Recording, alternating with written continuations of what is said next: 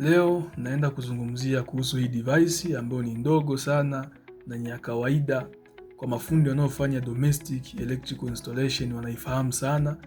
Ina jina lake maarufu inaitwa photocell, lakini pia kwa mujibu wa nameplate yake inaitwa light control sensor. Kwa hiyo unaweza ukasema ni device ndogo sana kwa mtu ambaye anaiangalia kwa jicho la kawaida, akasema tu kwamba ina kafuniko keupe, ina handle kwa ajili ya kufungia kwenye ubao au position ambayo unataka, lakini pia inaweza kufanyia connection. Lakini ukiwa kama mtaalamu lazima uweze kuenda mbali zaidi na kuweza kufahamu component ambazo zimetumika au namna gani ambavyo inafanya kazi kiundani kabisa. Unajua kiifahamu device vizuri bwana, hata kuifunga na kuitumia inakuwa ni kitu kirahisi sana. Lakini usijali, maana sasa device imesha kufika mikononi mwangu na mimi ni mzee wa kuchambua, mzee wa kufukunyua. Lazima tuifungue, tuweze kuona ndani kuna nini, tuweze kuielewa kiundani kila kilichopo hapa. Na kwa kuanza kabisa tuanze na nameplate. Nameplate hapa inatueleza kwamba hii ni light control sensor, inafanya kazi kwenye power source ya 220 mpaka 240 voltage ya AC hiyo. Lakini pia inafanya kazi kwenye source ambayo ina frequency ya 50 au 60. Tukishuka hapa chini tunaambiwa kwamba hii photocell ina uwezo wa kuhandle current ya 25 ampere. Inaweza kuhandle current ya 25 ampere. Kwa mbele kuna maneno hapa yameandikwa IP54. Hii ni ingress protection. Hii device ina offer protection ya kiwango gani? Hii 5 maana yake hii device yetu inazuia vumbi kuweza kuingia humu ndani. Vumbi ile la kawaida lisiweze kuingia humu ndani. Lakini pia hii namba 4, hii 4 inamaanisha kwamba hii device yetu inazuia maji yasiingie kwenye hii device yetu. Kwa hiyo hii device ina protection ya vumbi, lakini pia na protection ya maji yasiweze kuingia humu ndani. Kwa hiyo ndio maana hata ukifunga pale nje, hata kinyeshewa hamna shida.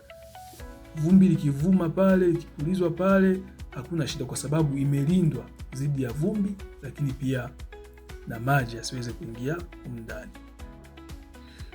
Tukiangalia huku chini kuna waya kwa ajili ya kufanyia connection na zimewekewa label kabisa kwamba kila waya inamaanisha kitu gani. Tukianza na huu waya mweusi wenyewe umeandikiwa kwamba ni L source. Ina maana kwenye huwa tunatakiwa tu connect live inayotoka kwenye source inayoleta power kwenye hii photocell. Lakini pia kuna waya nyekundu hapo imeandikwa kwamba inatakiwa connectiwe kwenye load. Kwa hiyo ile taa yetu au load yote ambayo ina control na hii photocell inatakiwa ichukulie power kutoka kwenye huu waya mwekundu. Mwisho kabisa hapa tunaona kuna waya umeandikwa common na ni waya wa kijani. Hapa sasa tuna connect waya wetu wa neutral. Kwa hiyo wale mafundi wanaokalili rangi utagundua kwamba hapa unaweza ukajikuta ukaanza kuchanganya mafaili kwa sababu wengi wanaweza kukalili waya mweusi ni neutral, lakini hapa umeutumia kama source. Wao tunatakiwa tulete live hapa. Lakini pia waya ambao ni wa kijani huu wameutumia kama neutral. Kwa hiyo ni vizuri kuweza kusoma maelekezo ili uweze kufanya proper connection kulingana na device inachotaka. Lakini pia kuna hii sehemu hapa. Hii sehemu ni kwa ajili ya control light intensity. Kwa hiyo ukitaka kufanya calibration ya light baada ya kufunga hii photocell, then tunatumia hii sehemu kuweza kuzungusha na kufanya calibration zetu ili hii sensor iweze kusense vizuri na kutofautisha kwamba sasa hivi ni usiku au sasa hivi ni asubuhi. Kwa hiyo ndio hivyo kuhusiana na muonekano wa nje, mambo tu yako hivyo, mambo ya kawaida. Kwa hiyo kwa yule fundi ambaye anataka tukwenda kufunga, kwa maelezo ambayo tumefikia mpaka sasa hivi, ana uwezo wa kuifunga hii photocell na ikaweza kufanya control kama kawaida. Lakini sio lengo langu, mimi lengo langu nataka tufumue humu ndani, tuweze kuona yaliyomo ndani na kwa namna gani basi anaweza kufanya kazi na kuiwezesha hii photocell kuweza kufanya kazi yake kwa ufanisi mkubwa sana. Basi nawakaribisha tuweze kuifungua na tujionee ndani kuna nini.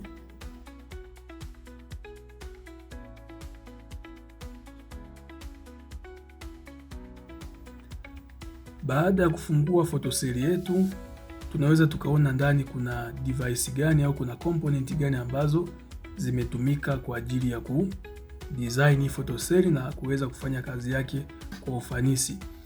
Kwanza kabisa tunaona hii hapa ni relay, ambayo relay kwa mujibu wa taarifa zake hapa ina coil ambayo inahitaji voltage ya 24 VDC ili kutengeneza magnetism, lakini pia hii relay inaweza kubeba load yenye ampere 30 maximum kwa voltage 250 au voltage 28 DC. Kwa hii relay sasa ndio inayofanya switching, kuweza kuswitch on load au off baada ya kuruhusiwa kulingana na kiwango cha mwanga ambacho hii photocell itakuwa exposed nacho kwa muda huo. Lakini pia tunaona kwa hapa kuna resistor, tutaifahamu kazi yake. Huyo hapa ni capacitor, lakini pia inao ni capacitor, hii ni capacitor. Hii hapa ni LDR, light dependent resistor, ndio ambayo inafanya kazi kubwa sasa ya kuweza kufanya detection ya light. Kwa hiyo tutaiona na yenyewe kiundani. Hii nayo hapa inaitwa trimmer.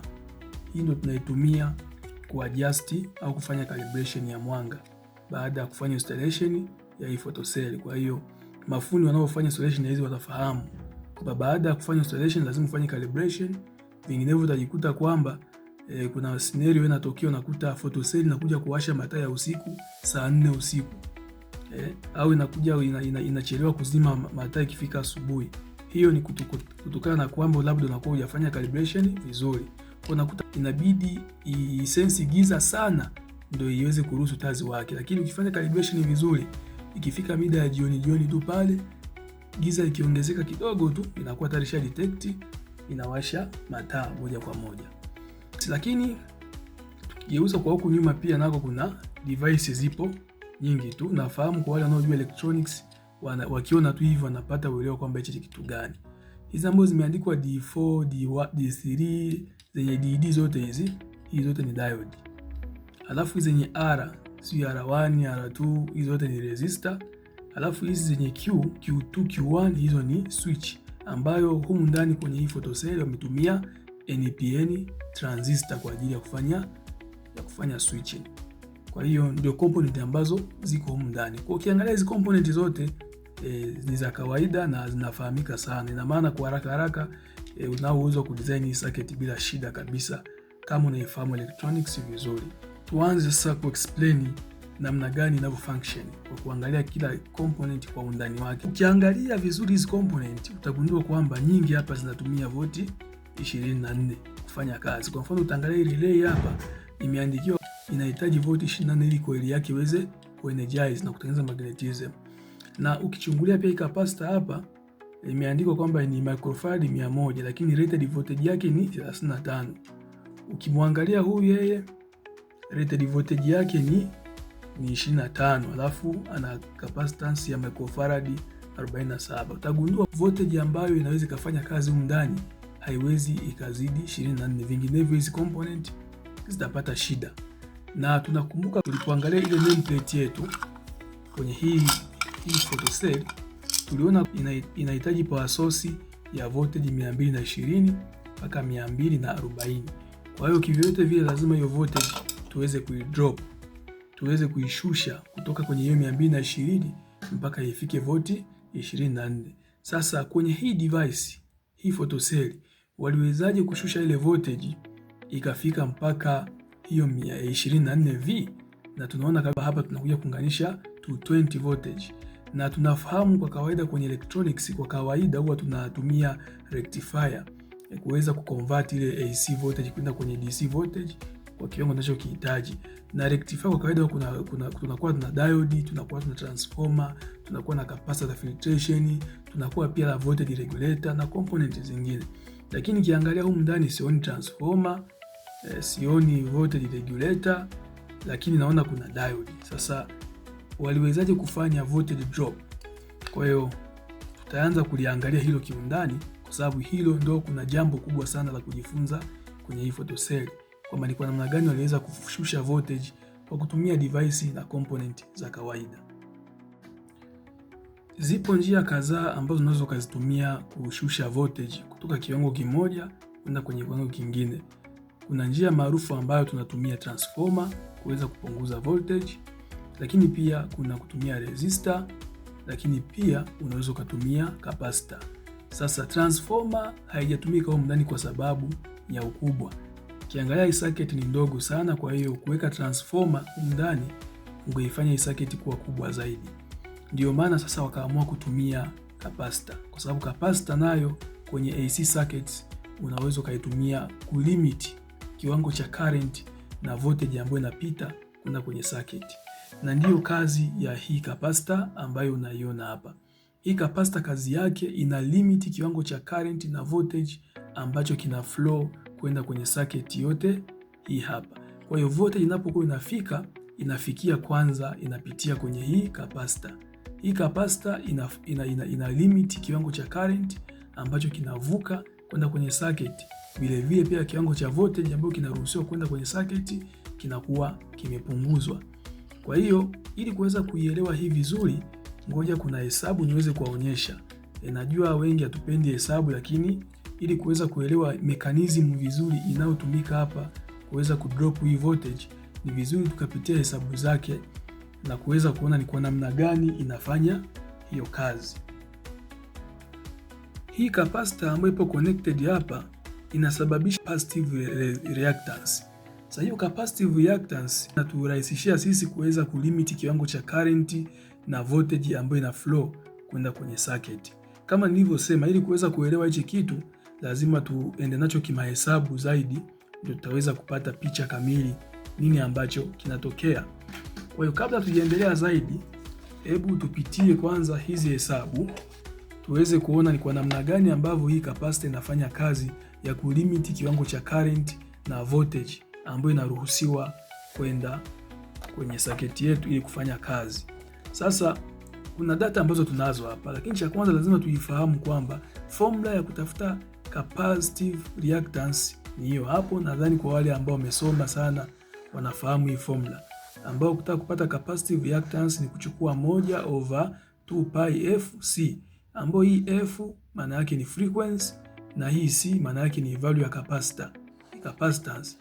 Na ndio hizi data ambazo tunazo hapa kwamba pi tunafahamu yeye ni constant, ni 3.14, lakini frequency kwa Tanzania umeme wetu una operate kwenye frequency ya 50, lakini pia capacitor ambayo imeconnectiwa ina value ya 0.47 microfarad. Hiyo tumeijuaje?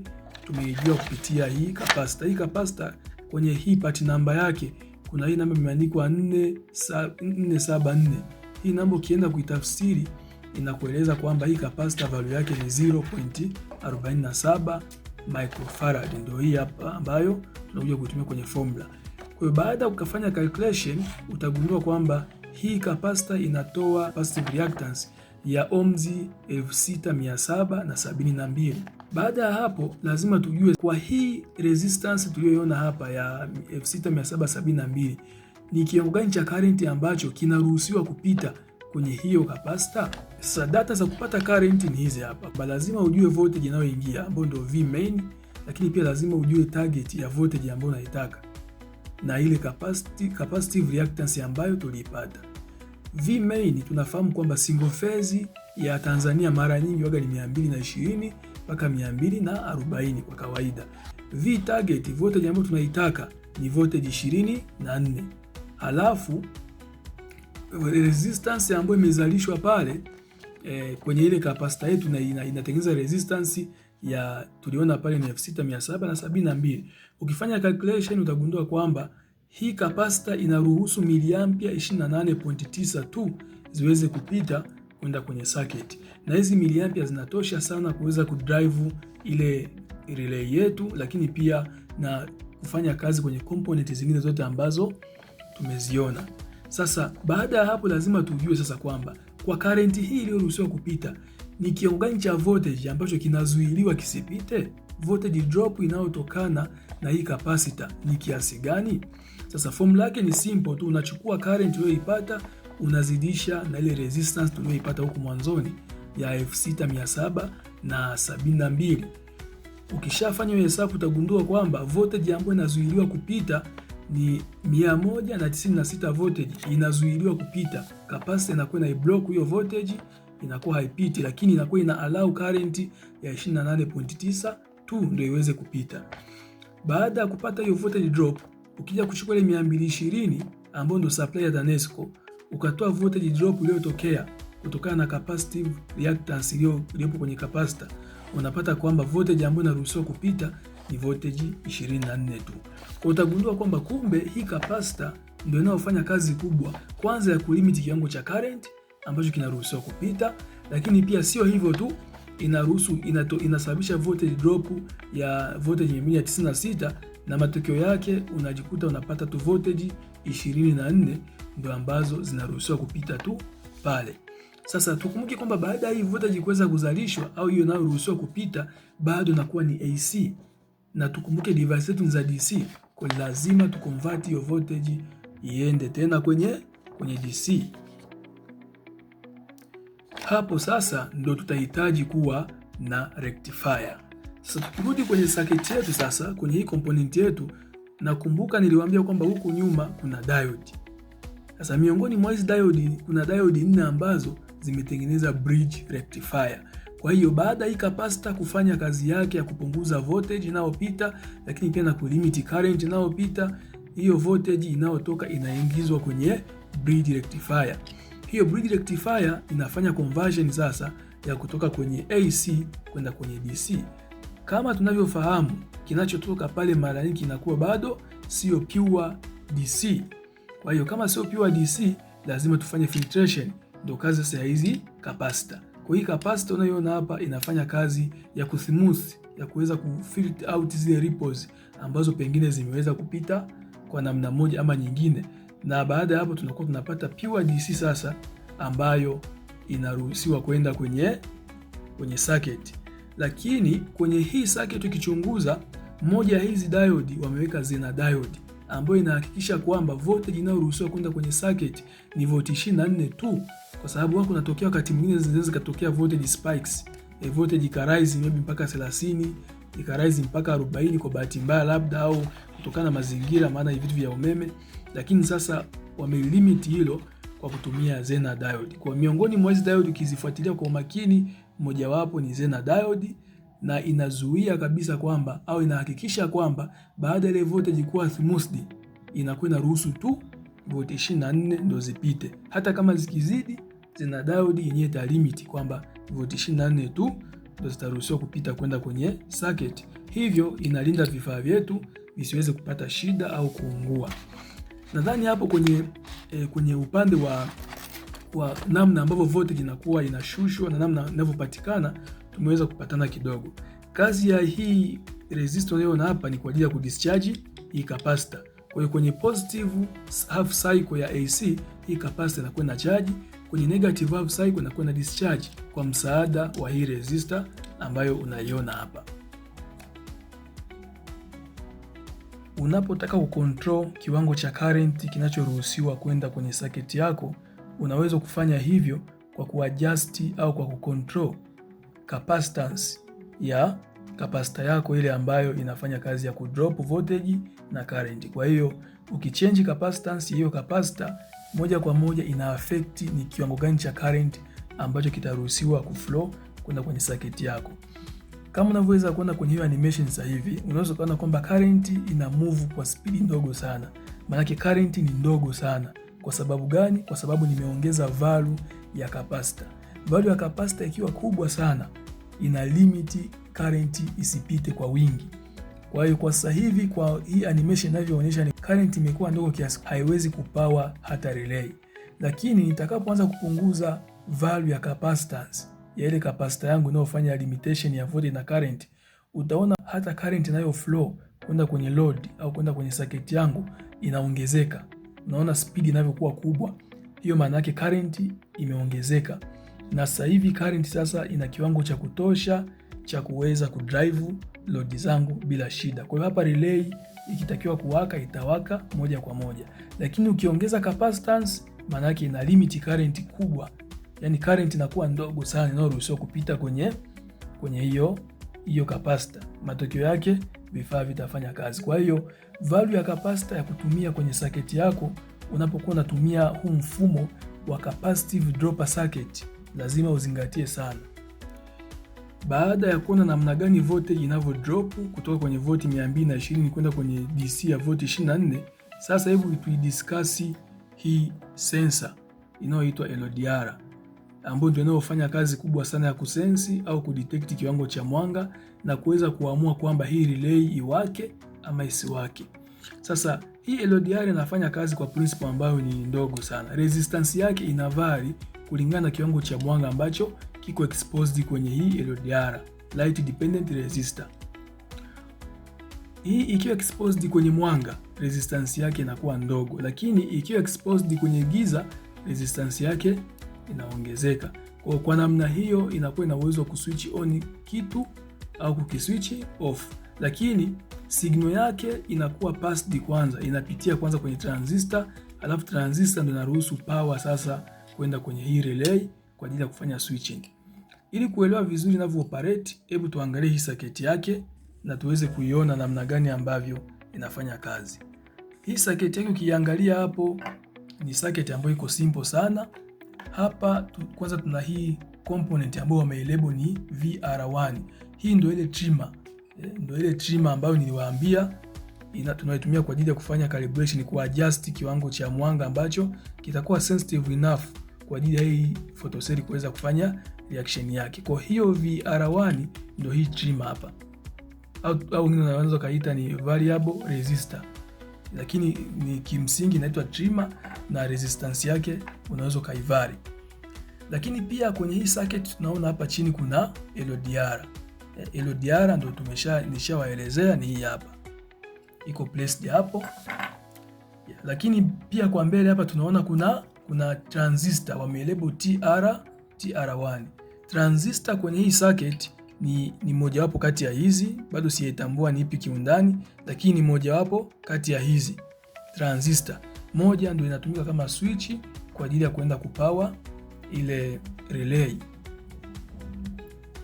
Lakini pia kwa mbele hapa tunaona kuna relay sasa yenyewe, ambayo relay tumeona kwamba inapokea signal kutoka kwenye transistor. Relay yenyewe tumeshaongelea sana, relay ni hii hapa. Ndio hii hapa. Then kwa mbele hapa tunaona kuna balbu. Hii balbu, alafu tena kwa mbele tumeona kuna source ya AC ambayo ni voltage 230. Sasa hii transistor iliyotumika hapa ni transistor ambayo ni NPN transistor, ndio ambayo imetumika kwenye hii circuit ya LDR. Sasa ni kwa namna gani ambavyo ina operate? Tunafahamu kwamba NPN transistor tukitumia as a switch, maana yake ni kwamba base yake ikiwa na negative au ikiwa na zero voltage, hii transistor inakuwa open circuit, inakuwa hairuhusu voltage kuweza kupita kwenda kwenye hii relay. Lakini kama base yake ikiwa positive, ikiwa na voltage hapa, in our case maana yake ni voltage 24, hii transistor inaweza kuclose na ikitaclose kuruhusu voltage kwenda kwenye relay. Kwa hiyo kazi ya LDR sasa ni kuhakikisha kwamba inaweza kucontrol voltage ambayo inaingia kwenye base ya hii transistor ya NPN. Sasa tukiangalia hii circuit ilivyokaa, tunaona kwa juu kuna positive voltage. Kwa hii circuit umetumia volt 9, lakini kwa kesi yetu itakuwa ni volt 24. Hiyo voltage imeingia kwanza kwenye transistor, then baada ya hapo sasa ikaingia pia na kwenye ile trimmer yetu VR1. Baada ya kuingia kuna point pale imekutana base ya transistor, lakini pia imekutana na wire ambao unatokea kwenye LDR. Alafu tukiangalia LDR yetu imekuwa connected kwenye ground. Maana yake nini? LDR ikiwa na high resistance, maana yake inakuwa inazuia hii negative isisome kwenye base ya NPN transistor. Matokeo yake kwenye transistor hapa kwenye base yake kutakuwa na voltage. Hiyo voltage sasa ndo inaenda kuswitch on transistor. Transistor itaruhusu voltage kwenda kwenye coil yetu ya hii relay. Lakini resistance ya LDR ikipungua, maana yake hii negative inapata nafasi ya kuweza kufika kwenye base ya NPN transistor. Matokeo yake kwenye base ya NPN transistor kuna sifuri. Kwa kuna sifuri, hii transistor itafungua, na ikishafungua maana yake relay itaweza kukosa signal, itakosa voltage, na kama hii taa ilikuwa imewaka itazima. Kwa tutaona kwamba kumbe ikiwa mchana, hii tunafahamu hii LDR sasa inakuwa na resistance ndogo, maana yake base ya NPN transistor itakuwa wakati huo ina 0 voltage, kwa hiyo itafungua, itaizima relay. Lakini itakapofika usiku, resistance ya LDR itaongezeka, na matokeo yake sasa itazuia hii negative kufika kwenye base ya NPN transistor, kwa kutakuwa kuna positive kwenye NPN transistor. Matokeo yake itafunga na itaruhusu voltage iweze kwenda kwenye relay. Relay ikifunga normal open yake itaruhusu voltage kwenda kwenye taa. Kwa ni kwa namna hiyo tu hii circuit inavyo operate, simple kama hivyo. Kwa hiyo ukitaka kuielewa kiundani unaweza ukaifuatilia mwenyewe ukaona ni kwa namna gani ambavyo ina operate.